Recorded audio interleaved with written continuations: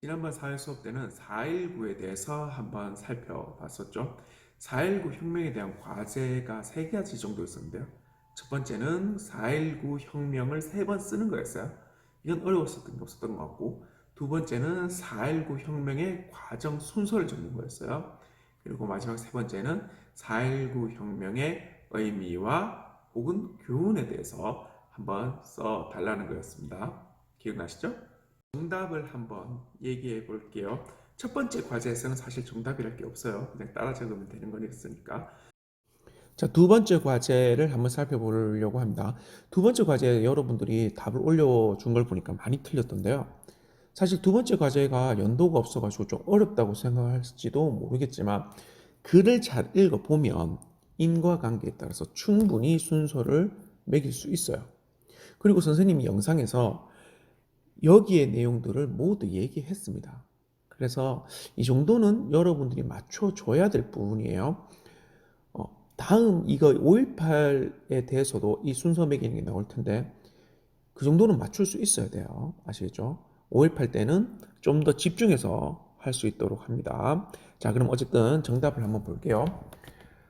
맨 처음의 것은 맨 왼쪽의 것입니다. 즉 2.28 민주화 운동에 대한 것이 1번이죠.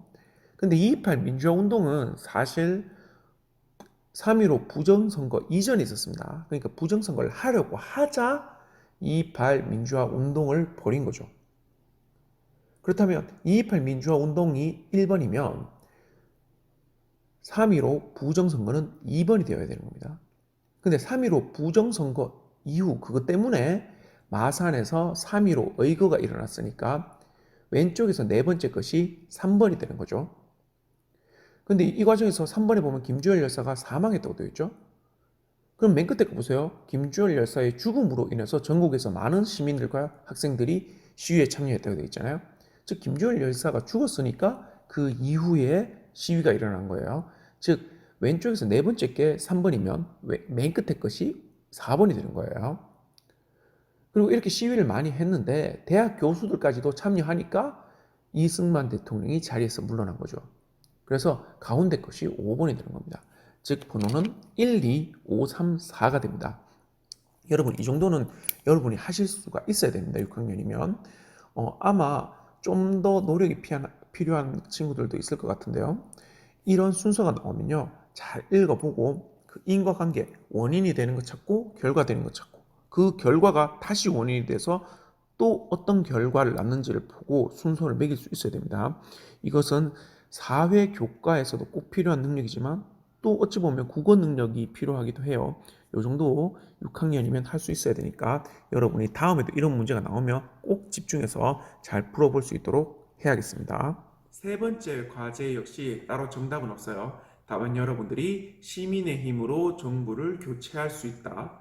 혹은 정부는 시민들의 생각 혹은 시민들의 요구를 잘 따라줘야 한다. 혹은 선거는 공명정대하고 청렴하게 그러니까 깨끗하게 이루어져야 한다. 등의 교훈 혹은 의미가 있었다고 이야기를 나눴어요. 참 이것도 있었네요. 4.19 혁명으로 인해서 우리나라의 민주주의가 발전했다.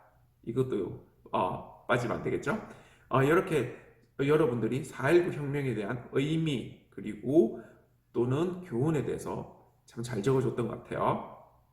오늘 수업을 본격적으로 하기 전에 아래에 링크된 영상을 하나 보고 올 겁니다. 선생님 이 영상 밑에 링크된 곳 있죠? 그 영상을 한번 보고 그 다음 선생님 영상을 봐주길 바랄게요.